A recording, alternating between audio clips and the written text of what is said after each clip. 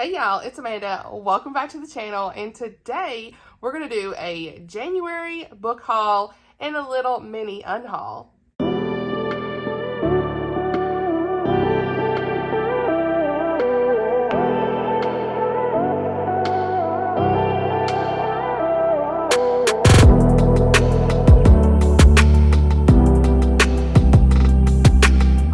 So I thought I would do just a monthly book haul for January. I don't know that I'm going to do this every month, but I kind of want to do, like, as I get books, I also unhaul books. So that's what we're doing for this video, at least for January. And so, yeah, all the books that I haul will be linked down below. If they're Christian fiction, you will definitely see the Baker Bookhouse links. Highly recommend you get them from there, but also the Amazon links, their affiliate links will be linked as well, if that's what your preference is. But highly recommend you check out the Christian fiction books from Baker Bookhouse first, okay? Now, let's first go ahead and just work through the unhaul because it's a shorter pile. And yeah, I just want to. So first on the list is my copy of Persuasion. I did read this in January. It wasn't really my favorite, so I'm going to unhaul it. I do have another copy floating around here somewhere. It's like a smaller mass market paperback style. I'm going to get rid of that one as well. So yeah, this is like a 3-star for me. It really wasn't just anything I connected with, but I did really enjoy Northanger Abbey and Pride and Prejudice. So those are some of my favorite Jane Austen books so far, and then Persuasion was just kind of like an average read. I just didn't connect with the romance and all of that, but I'm really proud of myself for at least finishing it and getting it done. So yeah, this one's gonna go. And then we have got my copy of what is this? This Present Darkness by Frank Peretti. Now, don't come for me, because I do have another copy that I'm going to be hauling in this video. So that's why I'm getting rid of this. This is a secondary copy. When I bought this, I didn't realize it was a mass market paperback style, and I cannot read these type of books. I mean, they are just so hard to read. And this type of book, I actually really want to tab up whenever I do get to it. This is like one of those lifetime books for me at some point, you know. I do want to do like a 40 books to read before I'm 40, and because I'll be 35 this year, and I think that's what I'll be doing around my birthday, you guys. And this is one of them. Just going ahead and telling you that. So, yeah, this is definitely one I'm gonna. So yeah, I'm just basically replacing this one with a better copy. And then I have got Unfailing Love, The When Hope Calls, Book 3 by Jeanette Oak and Laurel Oak Logan, and Book 2, Sustaining Faith, by the same authors. And so here's the thing. I really liked book 1. It's Unyielding Hope, I think, something like that. I really enjoyed it. I tried to read book 2 this month, and it just, I don't know, I just wasn't connecting. I didn't really care about what was going on, and I DNF'd it at like 40%. Was it 40%? I want to say it was 40%. Yeah. Or maybe no. Who knows? I think I was like chapter 7. Who knows? I don't know. I DNF'd this book. I don't know where it was. But I just wasn't connecting with it. And, you know, nothing is safe right now from the DNF for me this year. So it's like one of my goals that I don't know if I even said, was like, if I'm not enjoying a book, just put it down and quit powering through stuff, because I have too much to read. So that's why these are going. I'm sure they're beloved books. The first book I definitely really enjoyed. It made me tear up, but I just wasn't connecting with the second one. So these are gonna go. And then we have got some that actually pained me to get rid of, but I just don't see myself reading book 3, and book 2 I DNF'd this month as well. So this is a very similar situation as the other, and that is book 2 and 3 in the Wendy Saga series by Jocelyn Green, Shadows of the White City and Dawn by the Current. So yeah, I did get 40% in on this. Maybe that's what I'm remembering, on book 2. And it just wasn't something I was connecting with at all. You know, it was fine. I could have probably finished it. It would have probably been a 3.5. But, you know, there were so many books like that last year that I did that to, that I'm like, forget it. I'm just going to put it down and not do a disservice to the author, because it's just not for me. And, yeah, it just didn't have the same feeling as Veiled in Smoke. Again, loved book 1. It was my favorite books of the year of 2024. But book 2 was just not really, I just wasn't feeling it. It was a bit different. I was like, okay, I'm going to put this down. And then I read the synopsis for book 3, and it just didn't interest me. So that's another reason that one is going. Now, the last one I'm getting rid of is Highlander's Captive by Mariah Stone. This is a time travel romance, and this is the one we mentioned in the 25 in 2025. When Blake had picked this off my shelves and I had got it, you can see on the back here, it says Christian store. So I got this for $13 at the Christian bookstore. Well, when you flip through it, honey, there was explicit scenes, sexual scenes. And I was like, okay, so I don't know if someone maybe like turned this in because they had a used section. This looks brand new to me and it didn't say used. So I don't know if they just didn't know or whatever, because it's in Knoxville. It's a really good Christian bookstore that I've never really seen anything there that's bad. But yeah, it just unfortunately does have very explicit sexual content in this. And so I have to get rid of it because it's just not something I want to read. But yeah, it's probably definitely copying the whole Outlander thing anyway. Yeah. That's the ones I'm unhauling. And now let's talk about the haul. Okay, so I'm super excited about this. First on the list is Clear Mind, Peaceful Heart, 50 Devotions for Sleeping Well in a World Full of Worry by Lisa Turkhurst. I got this off of Pango Books. And yeah, I just fell into getting another devotional that I'm probably not going to finish. But that's the reality of things. But I have another one of her devotionals, and sometimes I'll just like read a couple here and there, who knows, but I decided to add this one to my collection. Next, I picked up a copy of The Broken Branch by Erynn Mangum. This is a recommendation from Lizzie from Books for Christian Girls. She loves Erynn Mangum, and the emotions in this story, it sounds like something I'm definitely going to enjoy. This says, Jess Callahan is not okay. 2 months ago, Jess got a phone call that changed her life forever. Her dad had been in a car accident, and her mom was now alone, trying to manage the goat farm Jess grew up on by herself.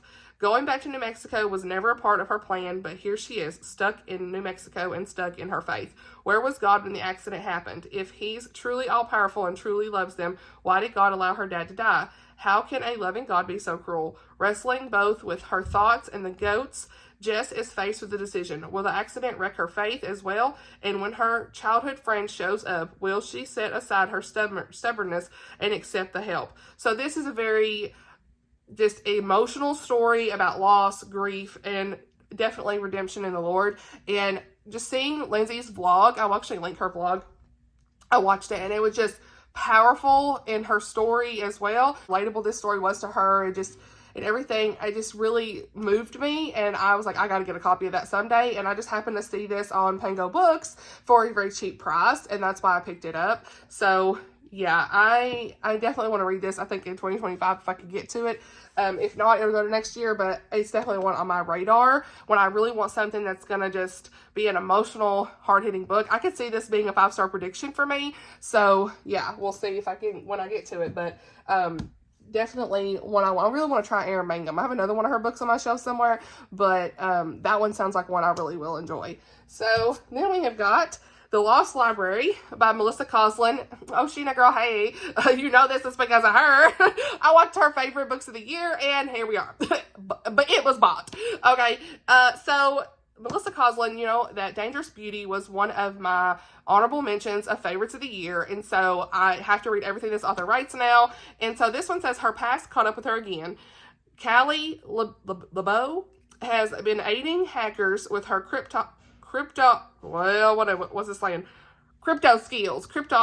whatever, her skills, to track an apparent terrorist organization. When they discover what she's been doing, they target her. Asher Cross, billionaire recluse, insists on aiding her, though she doesn't understand why. He has secrets. He must help Callie keep her alive, but he cannot let her understand his past or his motivations in order to protect her. They discovered that the terrorist organization is searching for the Golden Library of Moscow, which was first assembled by Ivan the Great and had grown over time to include the oldest and most valuable texts in the world, including missing masterpieces. They believe the library holds black magic and the secret to everlasting life. It was stolen from them by Callie's ancestor, and Callie holds a clue to its location and handed down by her mother. In order to free herself and Asher, Callie must race against the terrorists, find the library, and share it with the world. So, sounds like a suspenseful ride, romantic suspense, Christian romantic suspense, and I'm highly anticipating this. And I just love the way this cover looks. It's giving everything I need. So, yeah, we love a good library story as well. So, yeah, Sheena girl, I'll be reading that at some point. When, who knows? You know, me and my track record. But next we have got some new releases, and I'm going to go ahead and get my swag out that Baker Bookhouse sent when you do the pre-orders, honey, because, again, I'm letting y'all know about them pre-orders and why we get them from Baker Bookhouse, okay? So, let's find this one. Here we go. Yep.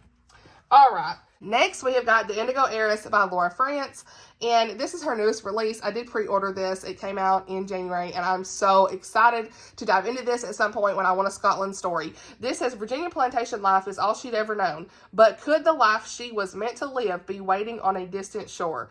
In 1774, which we love a good 1700 story, Juliet Catesby lives with her father and sister at Royal Vale, the James River plantation founded by her Virginia family over a century before. Indigo cultivation is her foremost concern, though its export tethers her family to the powerful Buchanan clan of Glasgow, Scotland. I was here for that when Scotland showed up, yes.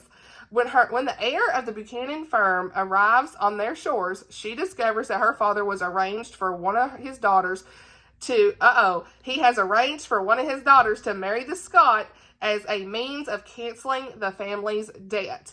Confident it will be her younger, lovelier sister, she is appalled when she is selected instead. Is that all we need to know or what? There's a whole other paragraph, but we are here. Timing, okay? But we've got a book plate signed by Laura that came with the order, and this awesome book plate. Honey, that's a book plate. Bookmark. Okay. Love this. Love this so much. So we love a good bonus perks when you do the pre-orders. Okay. So that's definitely on my to-read list at some point. Next, we have got Before the King by Heather Kaufman. Now, you know, I really enjoyed Up From Dusk last year, and this one is definitely one I wanted to pre-order immediately as soon as it was released because, number one, these covers, I love the way they feel, and number two, the story. Okay, so we have got Joanna's story. This is in the Women of the Way series. Okay, and this says Joanna's wealthy family aspires to Herod's inner circle, but when her her father's esteemed position in the Sepphoris Sanhedrin, okay, being no names, is threatened, her family harbors a dark secret. Entangled in the complexities of an aristocratic life in an impending arranged marriage, she is caught between her own desires and maintaining appearances. Tragedy strikes, and she grapples with a new future that challenges her sense of duty and hope for love. So, gonna have to get to this one, and this did come with some awesome perks as well. And we've got, I know, a signed book plate and a bookmark. I mean, come on, honey. Let's find it. Okay, here we go. So, here is the signed book plate that it came with. The pre-order. A sticker, Kingdom Come. Love that. And another bookmark that matches. Yes, girl. Uh-oh, we're dropping stuff. Y'all expect anything less. So, looking forward to reading that one at some point. But it's in the house, okay? That's all that matters. So, next we have got none other than Jennifer Deibel, Heart of the Glen. And this is her newest release as well. These all came out on the same day. So, I was like, I gotta do a video talking about these because we gotta remind everybody. So, this is Can the lonely thread of her life be woven into a new and finer pattern? Okay, I'm trying to remember how she said it. I was chatting with her on Instagram because I did an Instagram post about this and I still said the name wrong. I'm pretty sure I did. Saoirse,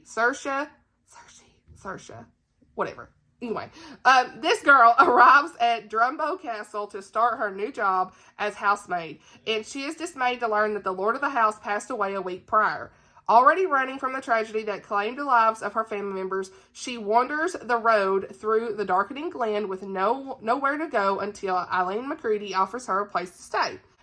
Her brother, sheep farmer and weaver Owen McCready, is known for his intricate and impeccable woven tweed. When he's injured, his entire livelihood is endangered. A new and distracting mouth to feed adds fuel to the fire, and Owen struggles to keep his family afloat. She is eager to help, even offering to learn the weaving craft. He is hesitant to accept aid from this strange young woman, no matter how inexplicably magnetic he finds her. Honey, say less. I cannot wait to read this one. It's giving everything I need for Ireland setting. This will be like probably a March read, possibly, because of St. Patrick's Day. Who knows? Maybe I'll do like a video spotlighting her and read her book. I would love to do that, but it just depends on time. So, with that said, I did get some stuff from that pre-order as well that I'll show you guys. So the pre-order perks for her book was So the pre-order perks I got from her book from Baker Bookhouse was a bookmark. Okay. We got this tweed. Love this. It's like a coaster, I think. Love that. Matches the book theme. Okay. A book plate. A sticker. Oh, wait, that's for something else. I was like, wait, that's the wrong book. Never mind. Okay, so, yeah. So that's everything I got. I'm off track for that book, and I'm just really looking forward to reading it at some point. All right, so next we have got an indie author that I've connected with on Instagram, and we were just chit-chatting about life and book reading and just lots of different things in general. And then we got to talking about her book, and I was like, girl, that sounds good. I need to read that. And she was like, well, I'd love to send it to you. No, like, rush to get to it. So, we love whenever I don't have a rush to get to something, but I still want to read it. So, hopefully this year I can pick this one up because it definitely sounds right up my alley. I read the synopsis on my Instagram. We're going to read it here. So, Hearts Under Fire by Cori, Lynn. I will link this down below for you guys to check out from Amazon. It says, when Laura, a heartbroken antique expert, stumbles upon an old steamer trunk, she decides it is the perfect restoration project to distract her from a recent loss. She soon discovers the trunk has a mystery of its own. I love that kind of thing too, like when there's some kind of mysterious trunk or whatever. It's something about that. I've read other books similar to that, and I love that whole, ooh, what was this, we got to find out the history of this. So there's a journal that was dating back to 1941 in this. Laura finds herself caught up in a heroic love story between Ava and her high school sweetheart, Dean. The story of love is interrupted when World War II begins and Dean is sent to the front lines, leaving Ava to support the war effort from home.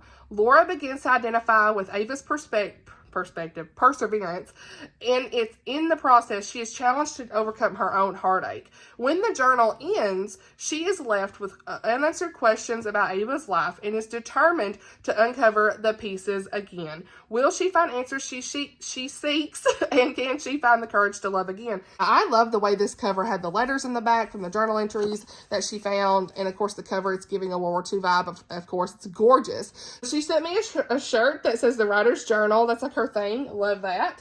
And we've got some other fun things here. Look how cute this is, you guys. I opened it and then I put it back together because I want to take a picture. But she sent me two of these. I think it's a chapstick if I remember right. Let me open it. Yep. How fun. Like a chapstick for the book and like a little card in here. So I love that this is like a suitcase. I love this little box. Like, she's telling me all about the launch of her book and like how her family and stuff was so involved, and they had like a little launch party. I was like, that is so fun. I love when indie authors do things like that. And then she sent me a couple of these pens. Love to see it. It looks like a little stylus pen. I love that. And then I got these cards. Love that. And on the back, super cute. She has her own website, thewritersjournal.net. I'll leave it down below. So next I have got Never Miss by Melissa Koslin. Another Oshina inspired, honey. Hey girl. But again, I just want to read everything that this author writes. And it says, she saved his life and now they're in a race to stop a deadly attack. Former CIA sniper Cadence Toll possesses a special set of skills. Whew, honey. Did I say it? I did. And a rare pedigree. She comes from a family of assassins, and by saving Lyndon Vale's life, she risks being found by them. Despite the danger, she feels compelled to help him discover who is after him and his incendiary research, which indicates that the Ebola virus is man-made and about to be weaponized. So we got like a virus story here. Shadowy figures pursuing them and a mastermind watching their every move. They scramble to stop an impeding bio attack at the State of the Union address. When their warnings fall on deaf ears, it becomes increasingly clear that there's no one they can trust, except perhaps each other. Strap in for a breakneck story that will have you up all night. Oh my goodness. Hurley towards the last pages as the clock ticks and the time runs out. I love those like fast-paced suspense, romantic suspense stories, so definitely sounds like one I will enjoy. I know there's an audiobook for this as well. I'm fairly certain, like 97% sure there's an audiobook I've seen, I think. Anyway, whatever. Another new release that recently came out, and I did finish reading this one actually just yesterday, which you've already seen my thoughts in the January wrap-up, but this is Serial Burn by Lynette Eason, and this is book 3 in the Lake City Heroes series. I gave this like a 4-star, really enjoyed it, and a lot better than the second book, actually. And so this is what I read for honest review, got it from the publisher. In this one we have an arson plot, and I love those romantic suspense stories that have arson plots. You don't see a lot of those. Just like in, was it Nancy Mail, Firestorm, I think, whatever it was, that was great too. So something about that just feels unique to me. I don't know, I just really enjoy like fire marshals and all of that stuff. And so our main character is Jesslyn McCormick, who is a fire marshal in Lake City. And there's like a string of fires going on at her church and other places in the businesses in the town. And so she is trying to figure out what happened there, but also the FBI gets since the FBI gets brought in, there's a guy from the FBI, you already know, and so, what was his name again? Nathan, yeah, he's an FBI special agent, and he's called in to work with local law enforcement, and so they're trying to figure out who's doing these fires. Well, she's trying also at the same time to figure out who set the fire to her home many years ago that killed her parents from 20 years ago. So you're seeing them try to figure all these things out, and it's just a really fast-paced story. Like, stuff's actually happening pretty quick with her, and there's a side trauma that Nathan went through with his brother and all these other things, and just, you're really learning about the characters. I didn't really love the romance 100%, but it was still a really good suspense, I feel like. So, yeah, it was like a 3.75 if I'm being picky, but I rounded up to 4. So, glad that I read this one, and I have it in my shelves. I'm going to keep that one. And like I said, I had a copy of This Present Darkness by Frank Peretti that I wanted to replace the one I unhauled, and that's this one, and it's a full-size paperback, and this is one from I think 2003. It's definitely an older copy. Yeah, 2003. And I got this from Pango Books. This edition is very hard to find sometimes, so I was like, I saw it on Pango Books, had to get it. It's in perfect condition, so this is like spiritual warfare. I don't know if I even said that, if most of y'all know, but this is like a spiritual warfare story, like angels and demons, I want to say. Everyone talks about it, good versus evil, all of this stuff. It's going to be one of those like powerful reads too. Probably a favorite book. We'll see. It's probably going to be unsettling, but it's something I need to read, and it's going to be at the time I need to read it. So whenever I do read it. So yeah. Then I've got some nonfiction for you guys, which I already had the devotional. I should have probably just say that with this too. But I got Honest Prayers from Mama Bears, Hillary Morgan Ferrer, and Julie Loos, whatever the name is. So this just has like prayers for moms that think through exhaustion, asking the Holy Spirit to help me pray. Am I doing enough? Postpartum anxiety, when my kids are so loud, needy, and whiny that I want to scream. Okay, many of them days. Nightmares, dating, a single mom, good friends for my son. Like, just different prayers that you can pray through any situation. There's an index in the back. So, I've already looked through this and really like the way that they wrote these out. So, I thought this would be a good resource in times when I don't even know what to say. Okay. Then we have got This Homeward Ache, How Our Yearning for the Life to Come, Spurs on Life Today, Spurs on Our Life Today. Amy Baik, I don't know, Baik Lee. This says that sudden yearning you feel when you see a sunset, that pang of longing you sense deep in your bones when you attend a funeral or even gaze at a poignant piece of art. Those experiences that sting you into attention in moments of beauty, peace, or sorrow, the ones you can sense are offering you a twinkling, piercing hint of heaven. Are these meant to do more than point you to eternity? Each chapter, Amy traces her own brushes with this longing, unfolding her discovery that it is designed to enrich and alter every area of our lives, our valleys of pain, our relationships with other people, and ultimately our reception of the love of God. I saw this from someone on Instagram. Actually, both of these, I saw it from someone who was reading them on Instagram. I can't even remember, but yeah, that's why I picked this one up. It sounded really good to do a study for. And then this one is Saved, Experiencing the Promise of the Book of Acts by Nancy Guthrie. I don't know anything about these authors either, but thought this would be really good to use like whenever I read Acts, because I've actually not ever went through the entire book of Acts. So this is salvation is at the heart of the promise of the book of Acts, the promise that we want to experience for ourselves and for everyone we love. So this is 17 chapters, and you're going to peer into the life of the apostles in the days following the resurrection and ascension of Jesus as they experienced new power from the indwelling Holy Spirit and a new understanding of the Old Testament scriptures. So yeah, definitely one I'll be using whenever I read Acts at some point. So I think that's everything, guys. That's everything I have for you guys for this book haul. Let me know if you've read any of these books. Chit chat down below in the comments. As always, I'm getting ready to film my February TBR, so I thought we'd do this too. All of the books, of course, like I said, will be linked in the description. I hope you enjoyed this video. Thank you so much for watching, and I'll see y'all in the next video. Bye, y'all.